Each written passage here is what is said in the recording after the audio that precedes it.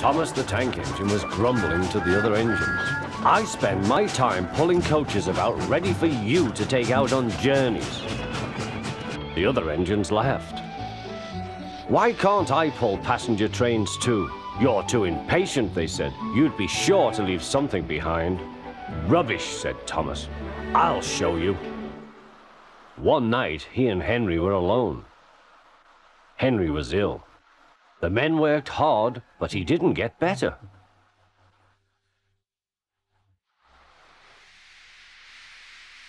He felt just as bad next morning. Henry usually pulled the first train, and Thomas had to get his coaches ready. If Henry is ill, he thought, perhaps I shall pull his train. Thomas ran to find the coaches. Come along, he fussed. There's plenty of time, they grumbled. Thomas took them to the platform and wanted to run round in front at once. But his driver wouldn't let him. Don't be impatient, Thomas. Thomas waited and waited. The people got in.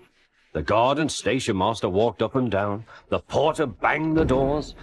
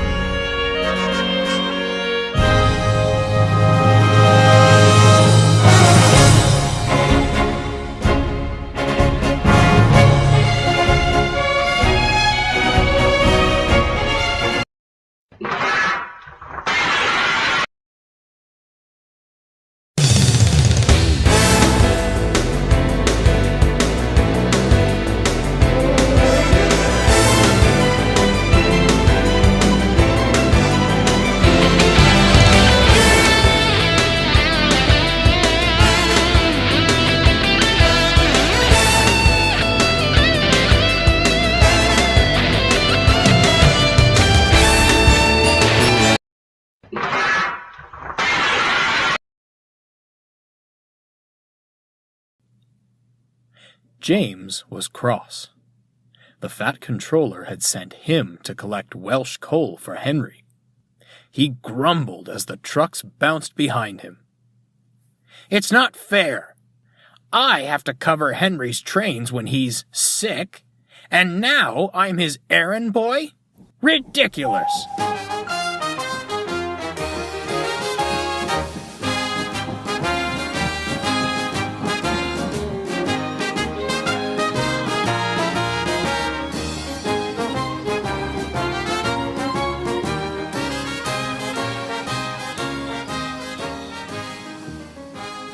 When the Welsh coal arrived, Henry was delighted. He'd never felt so well in his life.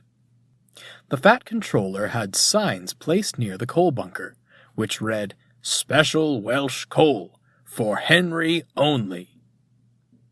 The other engines understood and respected this. All except James.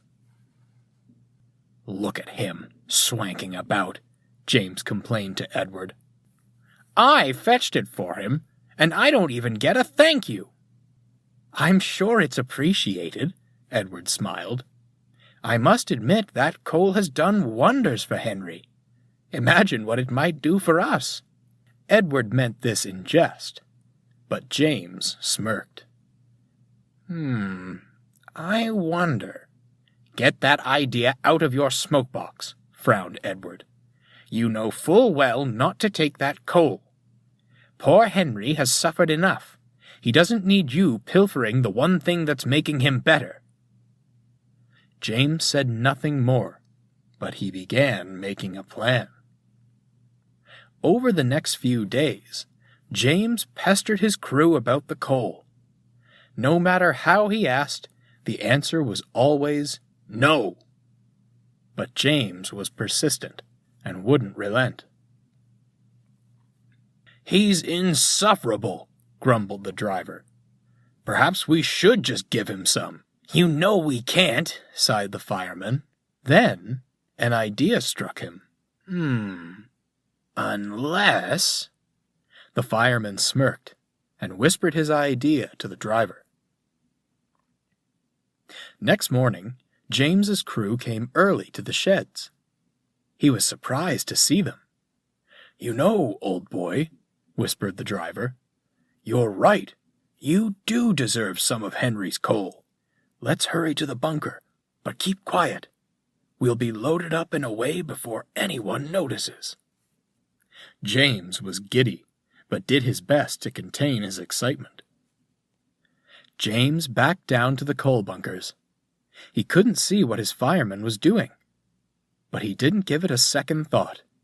He sizzled happily. I'll show them, he thought cheekily.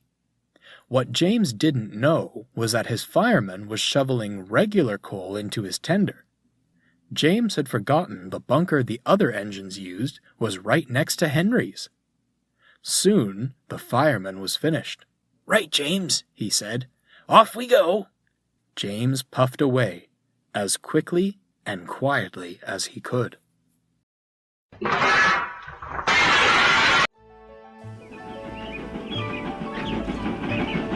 Lots of people travel to the big station at the end of the line. Engines from the other railway sometimes pull their trains. These engines stay the night and go home next day. Gordon was talking one day to one of these.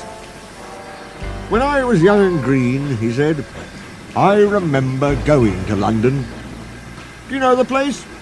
The station's called King's Cross." "King's Cross?" snorted the engine. "London's Euston. Everybody knows that." "Rubbish," said Duck. "London's Paddington." "I know. I worked there." They argued till they went to sleep. They argued when they woke up.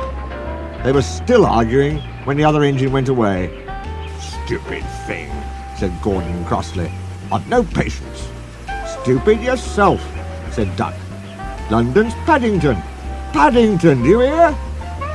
"Stop arguing," James broke in. "You'll make me tired. You're both agreed about something anyway." "What's that?" "London's not Euston," laughed James. "Now shut up." Gordon rolled away, still grumbling. "I'm sure it's King's Cross. I'll go and prove it." But that was easier said than done. London lay beyond the big station, at the other end of the line. Gordon had to stop there. Another engine then took his train.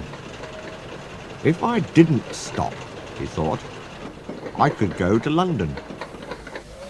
One day he ran right through the station. Another time he tried to start before the fireman could uncouple the coaches.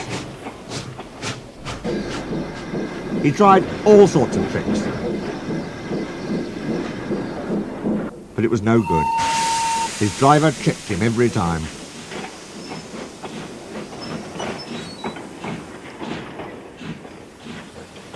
"Oh dear," he thought sadly, "I'll never get there." One day he pulled the express to the station as usual. His fireman uncoupled the coaches, and he ran on to his siding to wait till it was time to go home.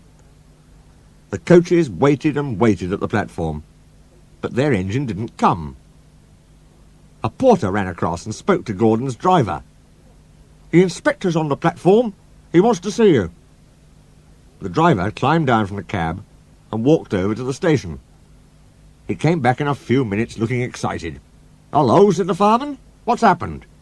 "The engine for the express turned over when it was coming out the yard. Nothing else can come in or out. They want us to take the train to London. I said we would if the Fat Controller agreed. They telephoned, and he said we could do it. How's that?" "Fine," said the fireman. "We'll show them what the Fat Controller's engines can do." "Come on," said Gordon, "let's go." He rolled quickly over the crossings and backed onto the train. It was only a few minutes before the guard blew his whistle, but Gordon thought it was ages. "Come on! Come on!" he puffed to the coaches. "Come on, come on, come on, come on, come on, come on, come on! We're going to town, we're going to town," sang the coaches. Slowly at first, Then faster and faster. We're going to town, we're going to town, we're going to town, we're going to town. Gordon found that London was a long way away. Never mind, he said. I like a good long run to stretch my wheels.